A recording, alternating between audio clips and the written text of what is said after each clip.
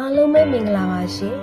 ကျမတို့ရဲ့ NN Audio Book နေထုတ်နောင် Channel မှာပြန်လည်ကြိုဆိုလိုက်ပါတယ်ရှင်ကျမကတော့အတန်တင်ဆက်သူမမြင့်နွယ်ခွဲဖြစ်ပါတယ်ရှင်ဒီနေ့မှာတော့စာရေးဆရာနေထုတ်နောင်ရေးသားထားတဲ့အရေးလိုလိုက်နေသူပါကိုဆိုတဲ့ဇာတ်လမ်းလေးရဲ့အပိုင်းနှစ်ကိုဆက်လက်ဖတ်ပြတင်ဆက်ပေးသွားမှာဖြစ်ပါတယ်ဇာတ်လမ်းလေးမစတင်ခင်မှာကျမတို့ရဲ့ Official Channel လေးကို Like and Subscribe လေးပြုလုပ်ပြီးတော့တင်သမျှဇာတ်လမ်းလေးတွေကိုဦးပြပြနားဆင်နိုင်ဖို့အတွက် Notification ခေါင်းလောင်းလေးကိုလည်းနှိပ်သွားပေးခဲ့ကြပါအောင်နော်ဒါဆိုရင်တော့ဇာတ်လမ်းလေးကိုအခုပဲစတင်လိုက်ကြရအောင်နော်အရေးလိုလိုက်နေသူပါကိုအပိုင်းနှစ်3လဟူသောအချိန်သည်ဘာမှမဟုတ်သောကာလတို့အချိန်သာဖြစ်ကောင်းဖြစ်ပါလိမ့်မည်သို့သောထိုအချိန်သည်ပင်လျှင်ကိုမင်းဝေနှင့်မက်ရနာခိုင်ခေါ်မခိုင်တို့နှစ်ဦးကိုချစ်သူများအဖြစ်အလင်းအမြန်ပြောင်းလဲလာခဲ့ပါတော့သည်ကိုမင်းဝေတယောက်အတိတ်ဆိုသောအချိန်မှဖြစ်ရတို့ကိုလည်းအမှန်တကယ်ဆွလွတ်နိုင်စေရန်နားလည်လိုက်ပြီလားဟုသူပသူပင်မသိလိုက်ပါထိုမသိလိုက်သောအချိန်သည်ပင်သူ့ဘဝတစ်စစ်ချိုးကိုများစွာပြောင်းလဲနိုင်လိုက်ပါတော့သည်ယခုတော့သူနှင့်မက်ရနာခိုင်တို့နှစ်ဦးချစ်သူကျင်သူများဘဝသို့ရောက်ရှိနေလေပြီသူမေးမရသောအတိတ်ကိုကြော်လွန်ပြီးဘဝသစ်စတင်နိုင်စေရန်သူမထံမှခွန်အားအချို့ရရှိလိုက်သလိုမျိုးပင်6နှစ်တာမေ့ပြောက်မရခဲ့သောຫນွယ်အစဉ်သဖြင့်ရင်တွင်စိုးမိုးထားနေစေຫນွယ်ထိုຫນွယ်နေရာကိုသူမကတစားဝင်ရောက်နေရာယူနေလေပြီဒါကိုမင်းဝေဖွင့်ပြောထားလို့ခိုင်ကလည်းသိနေပါသည်ဘာပဲဖြစ်ဖြစ်ခိုင်ကတော့ထိုအကြောင်းအရာသည်အတိတ်အကြောင်းသာဖြစ်ကြောင်းနားလည်ပေးသည်လက်ခံပေးနိုင်စွမ်းလည်းရှိသလိုထိုအတွက်ကြောင့်လည်းသူ့ပေါ်တွင်ပိုလို့ပင်စာနာသောမေတ္တာတက်ဝဲမှုပေးနေမိသည်မင်္ဂလာဆောင်ကန်ဤဆယ်ရက်အလိုတွင်မှကိုမင်းဝေချစ်သူຫນွယ်တယောက်ကားမတော်တဆမှုတစ်ခုဖြင့်ကွယ်လွန်သွားခဲ့ရခြင်းကအတိတ်သာကိုမင်းဝေအတွက်ဖြည့်ဆဲမနိုင်ခဲ့သောဖြစ်ရမှန်သောအတိတ်သမိုင်းပင်ဒါပေမဲ့လက်ရှိအကောင်အထည်မရှိတော့သောပုံရိပ်ရောင်အတိတ်သမိုင်းလေးတစ်ခုသာကို့ပုံနားလည်မှုပေးနိုင်လို့ကျေးဇူးပါခိုင်လေးရဲ့ကိုယ့်ရဲ့ထဲမှာလေသူ့ကိုလုံးမေးဖြောက်သွားနိုင်ဖို့တော့တိတ်မလွယ်သေးဘူးအဲ့အတွက်ညီမကိုအိုးမပြောပါနဲ့တော့ကိုရဲ့ကိုကိုလေကိုညီမနားလည်နိုင်ပါတယ်အရာရာကိုနားလည်ပါတယ်နော်ဘာပဲဖြစ်ဖြစ်အခုလိုနားလည်ပေးတာအတွက်ညီမကိုကျေးဇူးအရန်တင်ပါတယ်ကိုရဲ့ဒီအချိန်ရောက်မှခိုင်ကိုကျေးဇူးတင်စရာဘာများရှိသေးလို့လဲခိုင်ကကိုရဲ့ပြောရင်သူမကိုမင်းဝေရင်ခွင်ထဲသို့ခေါင်းကလေးကိုတိုးဝင်လိုက်ပြီးခေါင်းကလေးဝှက်ရင်ကြည်နူးစွာစကားမပြောနိုင်သေးပဲရှိနေပါသည်ဟုတ်ပါတယ်ခိုင်လေးရဲ့ခိုင်လေးကကို့ဘဝနေ့တစ်တွေအတွက်တန်ဖိုးထားရသူပါလက်ထပ်ပြရစီလို့လဲကိုခွင့်တောင်းကြပါတယ်တဘဝလုံးလက်တွဲသွားပြရစီခိုင်လေးရဲ့အိုးကိုဘက်ကတကယ်သိကြပြီလားယင်အတိတ်အိမ်မက်တစ်ခုတည်းကကိုနိုးထလာနိုင်ရင်ပေါ့နော်ဟုတ်ပါတယ်ခိုင်လေးရဲ့အဲ့ဒီအတိတ်လောင်အိမ်ထဲကနေကိုရုံးထွက်လာပြရစီတော့ခိုင်ရဲ့ဟုတ်ခိုင်ကြိုဆိုပါမယ်ကိုရဲ့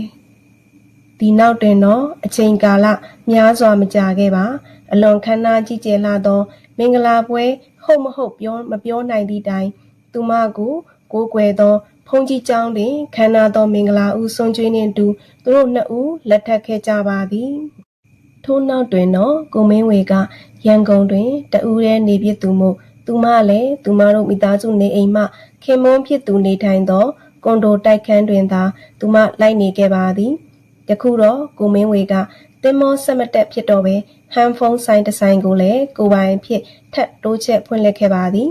ကိုမင်းဝေကမိမိကိုယ်တိုင်အတိတ်ကိစ္စအတွက်ဘီယာအရက်တောက်နေတော့လေအရက်ဆိုင်ကြီးတစ်ဆိုင်တော့မဖွင့်ကျင်ပါဒါကိုလည်းဇနီးဖြစ်သူက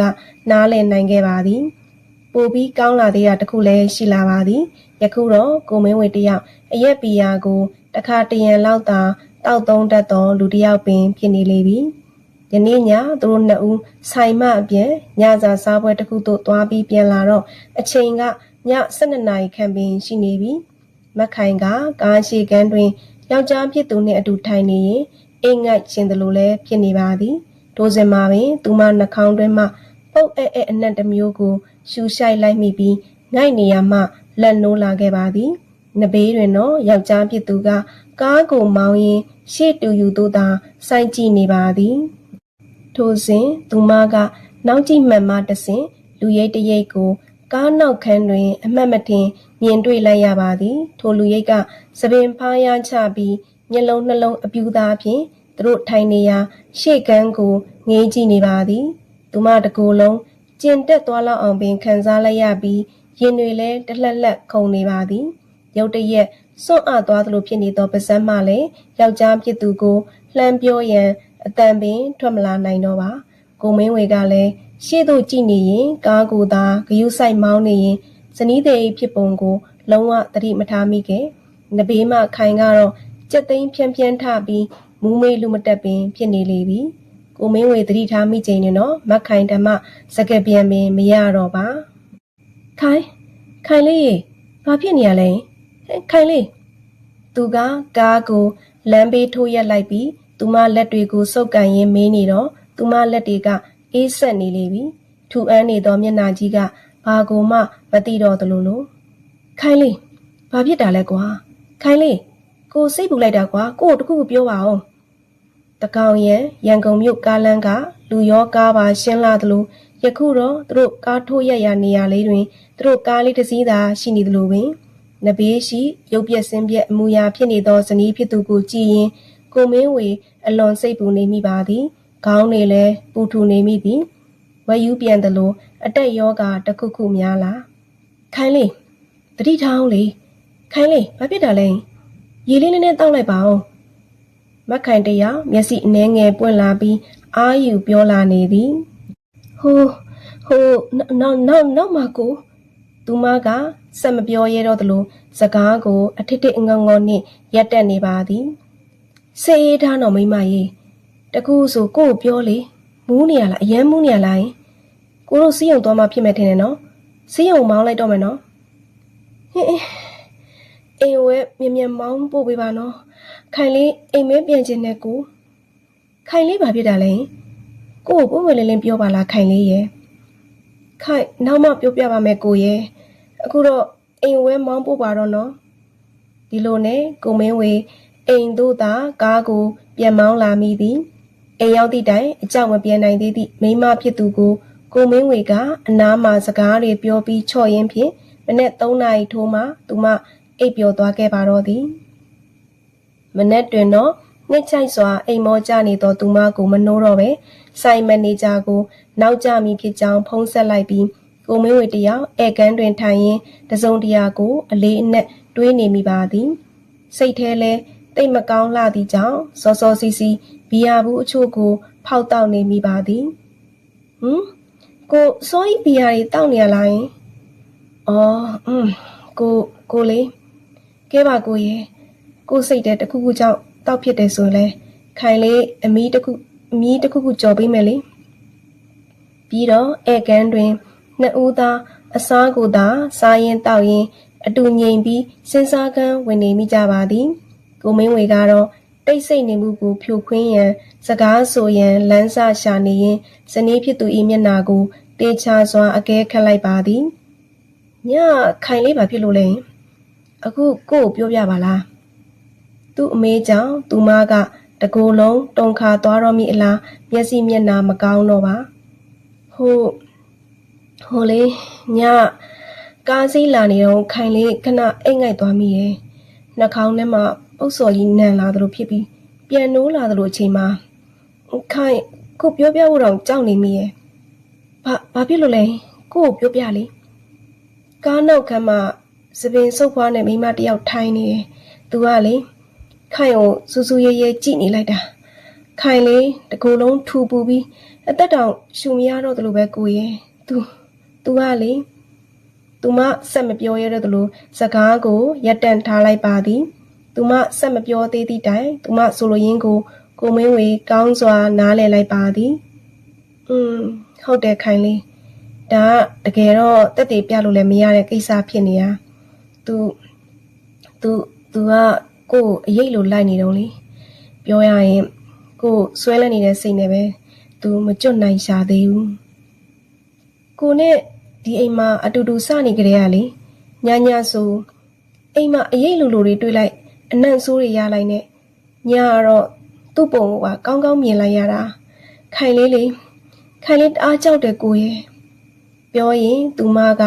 သူ့ကိုဖက်ပြီးခေါင်းတိုးဝေးလျက်တဆက်တုံခါနေပါသည်ယခုဆိုရင်သူမအလွန်ကြောက်နေသည်မှာဘလို့မှညင်းစရာမရှိတော့ပါစိတ်အလွန်ရှုပ်ထွေးနေမိသောကိုမင်းဝေတယောက်ဘာလို့ပါကန်ရမှန်းပင်မသိတော့ပါသူနွဲ့ကိုအလွန်ချစ်ခဲ့ပါသည်ယခုတော့သူ၏ဇနီးသည်ဖြစ်လာသောခိုင်လေးသည်လည်းနွဲ့ဝိညာဉ်၏ခြောက်လက်မှုကိုအကြီးကျယ်ခံနေရလေပြီကိုတို့အဖြေတစ်ခုတော့ရှာကြတာပေါ့ခိုင်ရဲ့အားတင်းထားပါနော်တနေ့တနေ့လေးပိုပြီးဆိုးလာနေတယ်လို့ပဲကိုရဲ့ခိုင်အရန်ကြောက်တယ်ကိုသူတို့နှစ်ဦးသာခိတ္တတိတ်ဆိတ်သွားကြရပါသည်စိတ်ထဲများတွင်တော့တွေးစရာအကြောင်းအရာများဖြင့်ဖုံးလန်းလာနေပါတော့သည်ယနေ့ညနေခင်းနေမဝင်မီအချိန်လေးတွင်မက်ခိုင်တယောက်ကွန်ဒိုတိုက်ကန်းဝရန်တာမှာခင်မွန်းဖြစ်သူ၏အလုတ်ပြန်ကိုစောင့်မျှော်နေမိပါသည်အထက်မြင့်တိုက်ကန်းပေါ်မှလှမ်းမျှော်ကြည့်လျင်တော့အဝေးတွင်မြင်နေရသည့်ကားကလေးများကကလေးစော့သည့်အယုတ်ကားကလေးများလိုဖြစ်နေပါသည်ပုံမှန်ကတော့မက်ခိုင်လည်းဆိုင်လိုက်သွားတတ်တော်လဲယနေ့မနေ့ပိုင်းတွင်ခေါင်းထဲတွင်ညီးစီကြီးဖြစ်နေသည်ထို့ကြောင့်ကိုမင်းဝေတယောက်ထဲသာဆိုင်သို့သွားခဲ့ပြီးယခုတော့မက်ခိုင်မျော်နေမိသည်ဖုံးနဲ့နေအိမ်သုံးဖြောပြပစ္စည်းကိရိယာများအစုံလင်ရှိသည့်တိုင်တနေကုန်တယောက်ထဲနေရသည့်ခံစားချက်ကတော့သူမအတွက်အထီးကျန်လွန်နေသလိုနောက်တစ်ခါဆိုရင်နေမကောင်းလဲဆိုင်သို့မဖြစ်မနေလိုက်သွားတော့မည်ဟုသူမတွေးနေမိရင်တပြင်းကလေးသာအသာခိုးချလိုက်မိပါသည်ကြောက်ပြေအောင်အခြားအကြောင်းအရာတွေကိုတွေးနေလိုက်မိသည်အလုံးမယောက်ျားပြန်လာရင်တကားနောက်တွင်ပုံခိုပြီးဟေးကနေအတန်ပြူရင်စလိုက်မိဟုလဲတွေးရင်ယောက်ျားဖြစ်သူရဲ့မျက်နှာကိုမြင်အောင်ကကြိတ်ပြုံးလိုက်မိပါသည်သို့တော့သူမအပြုံးရိပ်ကသူမမျက်နှာပေါ်တွင်ကြာထင်ချမ်းမနေနိုင်ခဲ့ပါချန်နယ်ရီမွေးနှံလိုရနံတစ်ခုရရှိလိုက်ရပြီးထိုအမွှေးနှံနှင့်အတူပုတ်စော်ကြီးတစ်ခုကပါသူမနှာခေါင်းထဲသို့တိုးဝင်လာနေပါတော့သည်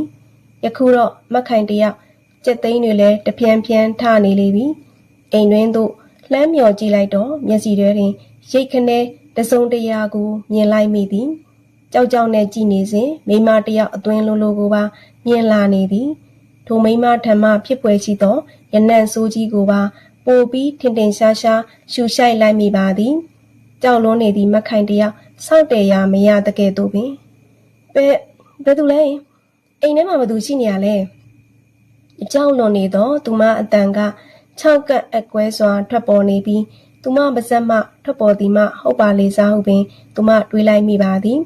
အမှန်တော့လင်မယားနှစ်ယောက်တည်းသာနေသောသူမတို့နေအိမ်တွင်ယောက်ျားမရှိခိုက်တွင်ဘသူလဲလို့မေးစရာစကားမရှိပါမက်ခိုင်ကလွန်စွာထိတ်လန့်နေမိသည့်တိုင်မိမိကိုအားတင်းရင်အိမ်ထဲသို့တလှမ်းချင်းတိုးလာနေပါသည်ထိုအရေးကသူမတို့အိတ်ခမ်းထဲသို့ရိတ်ခနဲဝင်သွားကြောင်းသူမတွေ့လိုက်ရင်ခေါင်းတစ်ပတ်များလဲကြီးသွားမိပြန်ပါသည်သူမဘာဆက်လုပ်ရမှန်းမသိတော့ပါဝရန်တာသို့ပြန်လှည့်ပြေးရမလားအခန်းတကားဖွင့်ပြီးအောက်ထပ်သို့ဓာတ်လေကားစီးပြီးဆင်းပြေးသွားရမလားလူပြက်လာသောကွန်ဒိုတိုက်ခန်းဓာတ်လေကားကိုလည်းယခုလိုချိန်တွင်တယောက်တည်းစီးပြီးဆင်းဖို့သူမအားမရှိပြန်ယူလေကားကဆင်းဖို့ကလည်းအထက်က30တောင်ပြီးတော့ထိုလေကားကလည်းတက်မဲ့ဆင်းမဲ့သူမရှိသောကြောင့်အရေးပေါ်လေကားတစ်ဖွဲပင်ဖြစ်နေပါသည်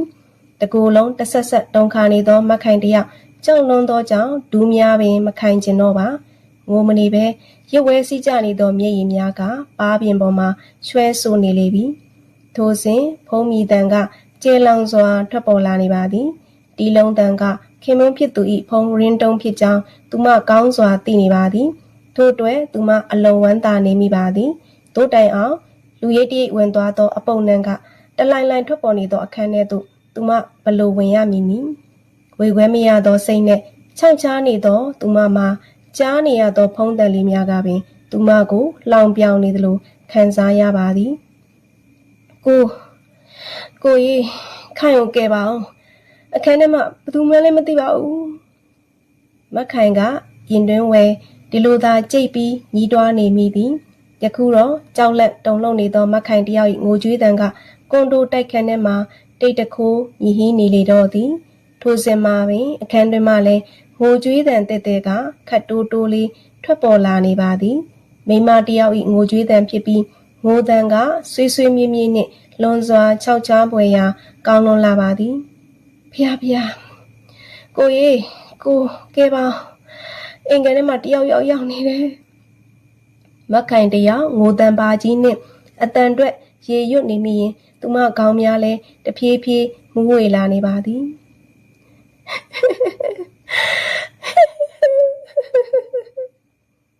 ငိုကြီးတန်ကြီးကကြောက်စရာကောင်းလွန်လာသည်ဒါပေမဲ့မခိုင်နားတွေကမကြားတော့မသိတော့သလိုပင်